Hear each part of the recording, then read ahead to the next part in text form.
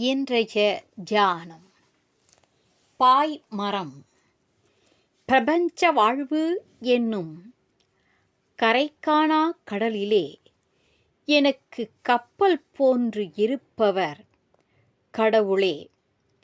கடலில் சென்ற கப்பலின் பாய்மரத்தில் பறவை ஒன்று உட்கார்ந்து இருந்தது. ஒரே இடத்தில் எவ்வளவு நேரம் இருப்பது என்று எண்ணிய பறவை புறத்தே பறந்து போனது. எங்கு சென்றும் உட்கார கடலில் இடம் கிடைக்கவில்லை. பழையபடி பாய்மரத்துக்கு வந்துவிட்டது. கடவுள் நமக்கு அப்பாய்மரம் போன்றவர்.